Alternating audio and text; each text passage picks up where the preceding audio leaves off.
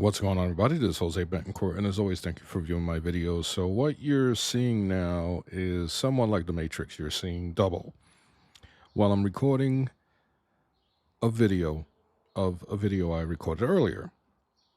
Now, there was some technical difficulty, so I decided not to use the video. But what I have here is a portable screen.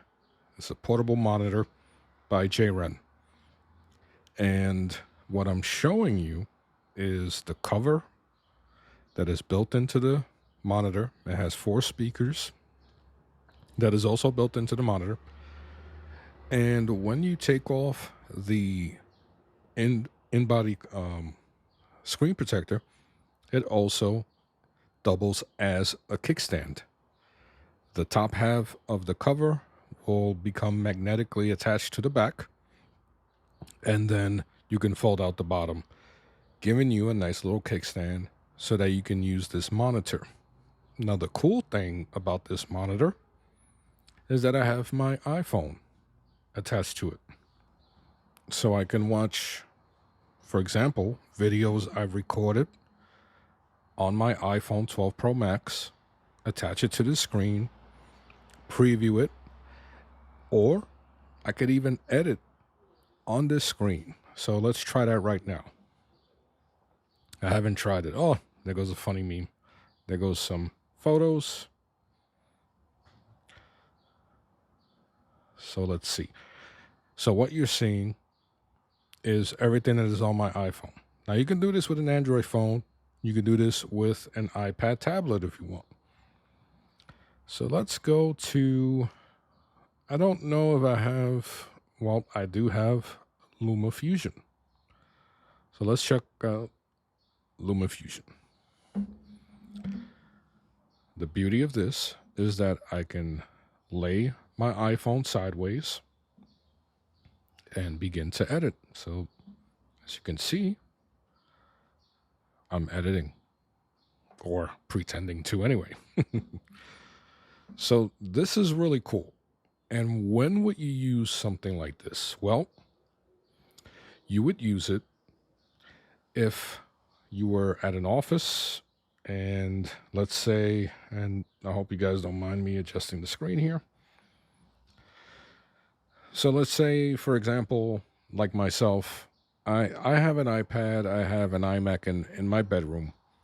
But if I decided that I wanted to record something on my iPhone, and instead of porting it over to my iMac via AirDrop or my iPad Pro, I can simply attach this.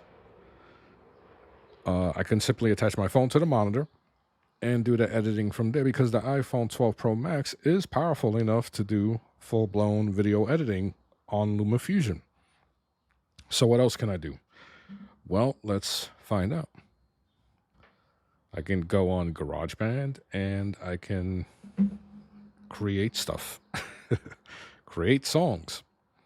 So let me see if I have anything in here that maybe you can listen to on the onboard speakers. Let's see if I have anything on my iPad. I mean, on my iPhone. I don't have any songs.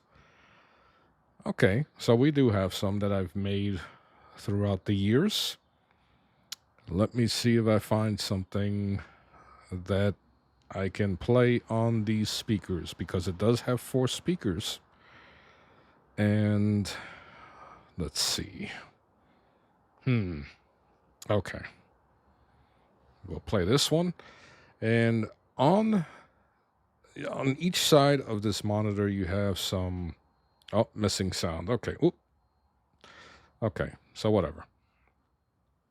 So let's try that one. I don't know. Okay, there we go. So as you can see, it's here on my phone as well. So on each side of the monitor, you have controls.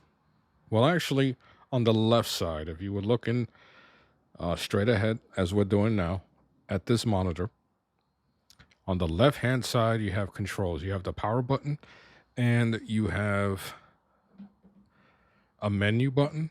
And on each side of that menu button, okay, what happened there. That should have stood on. Sorry about that. Each side of the menu button, you have a plus and a minus. So you tap on the menu button with the plus and minus, you scroll, and you see volume right there. And let me make sure that the screen is okay. I don't want to blow out any highlights here. And let me make one fine adjustment. There we go. So you tap on menu again, and you tap on menu one more time when you want to select, and there you raise the volume. So I have it at max, and when you want to back out, you tap on the power button, and it backs you out to the menu or to the main screen. So let me go back. So let's play.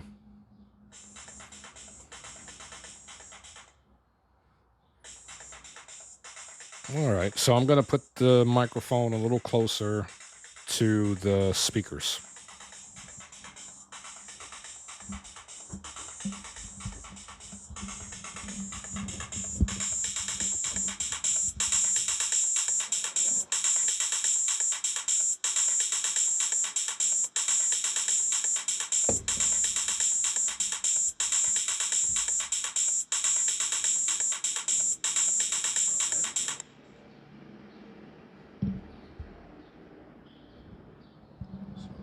Microphone back up here.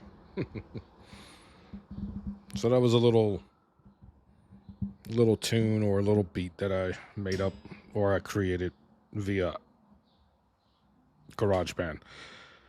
So yeah, I can, come up with some beats if I want to.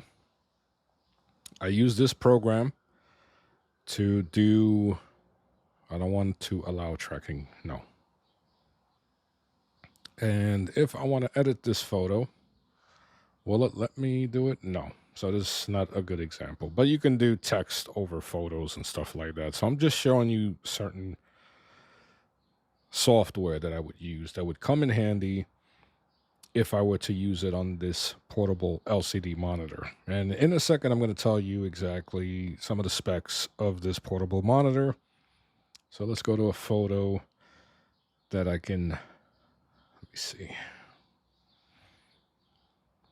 So there you go. So to use Lightroom, I could use Lightroom to edit. And let's say you don't have an iPad or you don't have an iMac. You can purchase this particular LCD monitor by Jren for $160, and you have 1080p. You also have HDR, and you have a lot of portability. This is a very thin monitor. It's very lightweight, and the speakers. And the cool thing is I'm using a power brick, a portable charger, to power this on. Or, for example, with my Galaxy Note 20 Ultra, I can plug in the Galaxy Note 20 Ultra via USB-C, which you have on the right-hand side. You actually have two USB-C ports and a mini HDMI. And that's what how I have my iPhone connected. I have this doodad, and I almost dropped my little Nintendo. So let's go to my videos because I don't want to get any copyrights.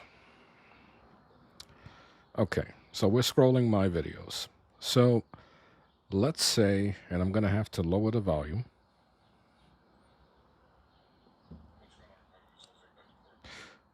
So let me lower the volume.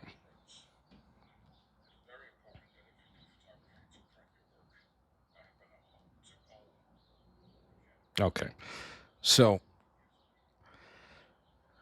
as you can see, the video doesn't look too bad. And the one thing about LCD monitors is that you get a lot of blur. I mean, not blur, but, well, actually, you can get ghosting on LCD screens. So I did try to play some Street Fighter. I used this little mini Super Nintendo system, and I played some video games on it. You can plug in a PlayStation 4, PlayStation 5, Xbox into this monitor as well. and you don't have to worry about ghosting. So that is good. And what I mean by ghosting is that when there's a fast moving image, you see some blur. So you don't have that. What you do have with LCDs, and you can see my hand in the background, you do have to worry about reflection. And what I found was that if you have the room like just right as far as how dim the room is, you can get some really, really good quality. So I'm recording on my Samsung Galaxy Note 20 Ultra, and so the colors are going to be somewhat saturated. What I'm looking at in real life isn't as saturated as you might see recorded on my phone, because with Samsung phones you get that saturation. Let me brighten up. Okay, so as you can see, the image is not bad at all, and there is, as I stated, it says there's some HDR capability. I don't know if it's HDR10, what kind of HDR there is. There's different types, but for $160, you get yourself a really, really good portable monitor. You can use this to plug in a PC tower. You can use it to watch videos. Or if you have an iPhone or an Android phone, you could use that. If, for example, with my Samsung Galaxy Note 20 Ultra, I could use it as a DeX computer laptop. And I could also mirror pretty much what I'm doing with the iPhone. I can mirror what's on my screen and watch it through the monitor as well. So if you want to watch movies, for example, I'm getting one for my son. He's a college student, so he can plug in his Nintendo Switch, and he could also plug in his iPhone and watch movies on a 15.6 inch screen. So instead of watching it on, an 8-inch iPhone screen, he can have a 15-inch monitor that gives him 1080p capability. Color-wise, this particular video has a lot of deep colors, so I'm not seeing that in this video. So it's not representing how colorful the photo is, but then again, that could be the video itself. So let's pick a different, let's pick a different video. And you can see here, I have the phone on a different, I have it horizontally, and it still stays vertically. All right, so let's go to a different video, and let's see something that has more colors. All right, so we see commercials. So, yeah, as I stated, you can play video games, and as you can see in this particular video right here, that looks pretty good. That looks pretty good. And the volume on the speakers, they sound tinny. You're not going to get like rich sound like you would get on the iPad Pro. And that's the problem. Admittedly, I got the new iPad Pro, the M1 edition with the mini LEDs. And so I'm a bit spoiled when it comes to HDR content and richness. So, yeah, I was trying really hard not to compare the two. But looking at this particular video, it doesn't look as vibrant, but it looks a little more natural in person. Like, it doesn't look oversaturated. It looks fairly neutral when it comes to the colors. So, yeah, this is not bad at all. Now that it's getting a little darker outside, I have a little bit of light coming from an external light source. And here's a video where I was reviewing Madden. So judge for yourself. You don't see any ghosting, and that's really good. That is really good. And remember, folks, I'm going to leave all of the information. I don't have an affiliate link, so if you were to purchase one on your own, I'm not going to get any money out of it. Jren was kind enough to send me a review unit. It came with 3 different cables. What was it? A USB-C to USB-C cable. It has a mini HDMI to regular HDMI cable as well. And then it has, a power brick that you could plug into the wall and get power from the wall as well. So hopefully what is being represented on screen is coming out good on the video, because it is it's a really good screen. Honestly, I wouldn't choose this over my regular TV, but if I was mobile, and for example, if I was going to a barbecue and I wanted to bring the Nintendo Switch, or maybe even this mini Super Nintendo system, where I can power that also through a portable charger, then this is perfect. This is ideal. Or if I want to take it to a LAN party. Back in the day, I don't know if you guys know what a LAN party is, but if I was going to a LAN party, this would be, wow, I wish I had this during the LAN parties when we used to play Halo a lot. But yeah, I'll put all the links in the description, and you check them out for yourself. Once again, a 1080 screen, and let me just make sure on video everything is sharp, everything is focused, because I don't want to do any disservice to this screen, because that would be messed up. So, all right, that looks like it's in focus. So, and let me make sure that highlights aren't blown out. Yeah, so yeah, let me know in the comment section what you think. As I stated, the body is all plastic, so it is very light. It is very thin. Now, the one thing you have to worry about, because it's light and thin and it's a plastic body, it could flex. It does come with out of the factory, it comes with a screen protector. You can take it off. I thought of taking it out and seeing if the brightness or the colors would change at all by taking off the screen protector. The other cool thing about it is that you can use, for example, an Android phone to charge, and which is cool. On the side, there's another USB-C connection. And with my Note 20 Ultra, I can attach it to there, and the phone does it charges. And when I say charges, this screen does not have the capability of charging and then being powered on its own. It needs a power source. So let me take this video out. So when you do that, you go into like a power saving mode. But since I have it plugged into an a portable charger, I do get full power mode, which is what you're seeing here. But I have had it hooked up to my phone, and let me lower the volume again.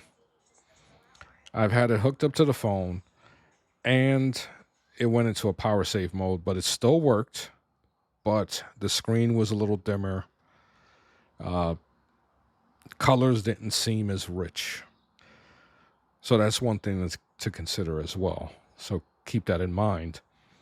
And so that is a plus and that is a minus, because if you forget to have a power source, you can't use this. But the one other thing that I do not like necessarily is that even though it has substantial connectivity on the sides, because of the body, it feels as if I push it too much, or if I get a little rough, that I may loosen one of the connections. And so that's the one thing I worry about.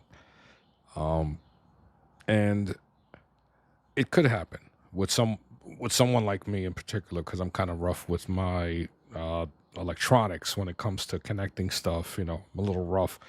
So yeah, I was a bit nervous at first. So far, everything is holding up pretty well. I've had this for about a week, and I've been using it as much as I can to see what type of faults I'll find with it, if there's any other types of negatives that I can find. And really, for the price, for the value, there really isn't much besides the body structure, the plastic, and the reflection of the screen. So those are things you can work around. You can slide this into your bag and carry it around with you. And if you have, as I stated, if you're one of those people, and I do, I walk around with one of these all the time, you have yourself a portable monitor that you can do your editing on your phone, from your phone, excuse me. You can do video, audio editing, photo editing, and have a nice 15.6-inch screen to do it on. So let me know in the comment section what you think about this Jren 1080p monitor. And remember, you can find all the information in the links below. So until next time, I am Jose Betancourt. I appreciate you guys listening and watching my videos. Take care.